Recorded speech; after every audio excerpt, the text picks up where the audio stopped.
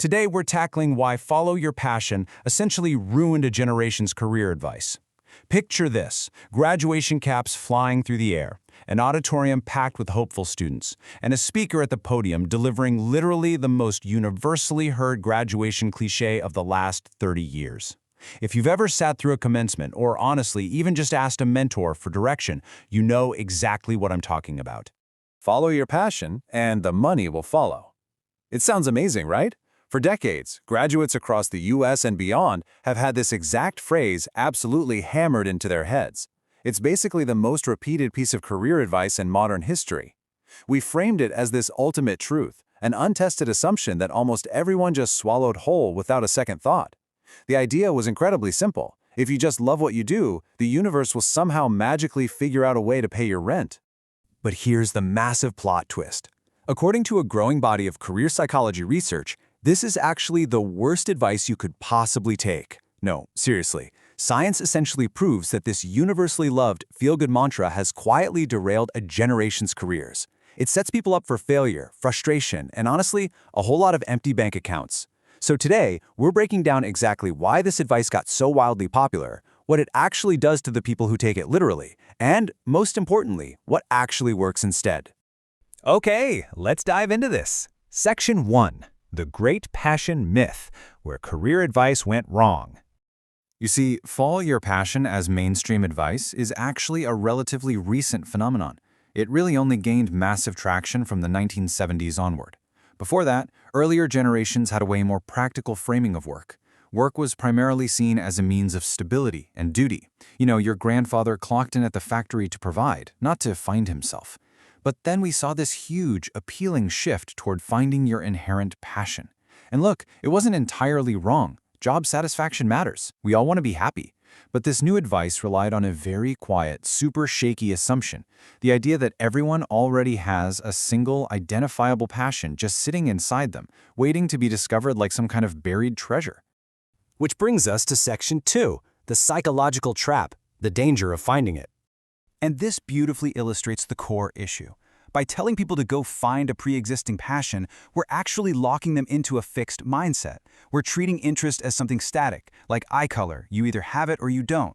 But for most people, interest actually operates on a growth mindset. It's something that grows through building competence over time. In studies, people who were told to go search for a pre-existing passion showed way less resilience when their chosen path got difficult.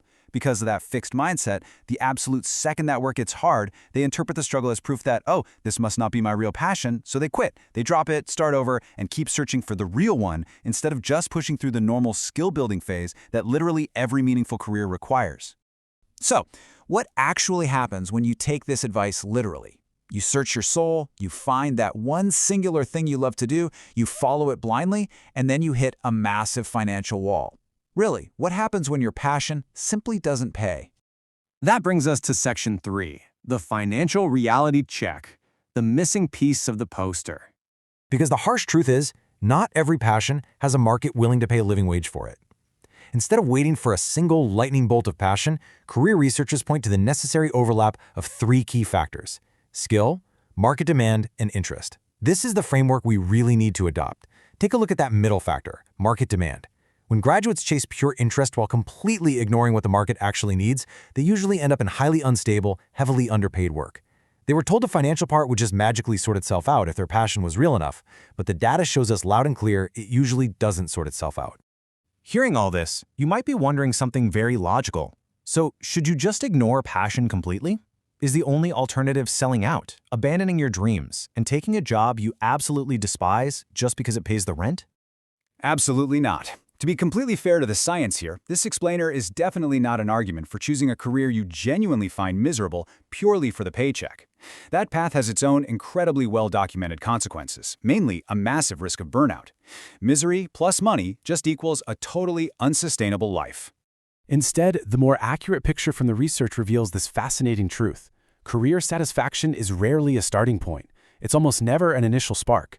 True passion is usually the beautiful result of getting incredibly good at something that also has real demand. It's the outcome, not the origin. So if follow your passion is broken, what do we replace it with? Section 4, the true career formula. What actually predicts satisfaction? Let's rebuild your career framework right now using real, tested science. Here's a highly actionable path to fulfillment. Step 1. Build your skill before searching for your passion.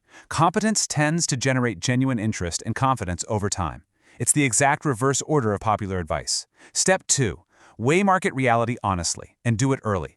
Checking whether a path has real, sustainable demand isn't selling out. It's literally just being smart about your survival. And Step 3. Look for autonomy and impact, rather than just purely seeking excitement. The absolute crucial point is this: career satisfaction research consistently points to 3 true predictors of fulfillment: mastery, autonomy, and impact. Having a sense of control over your own work and feeling like your work actually matters to someone else are vastly stronger predictors of long-term happiness than that initial feeling of excitement that started it all. You want to feel useful, you want to feel competent. That is what actually sustains a career. Which leads us to our final point, Section 5. Passion is built, not found. The real takeaway. I really want this reframe to land for you today. Passion is built, not found.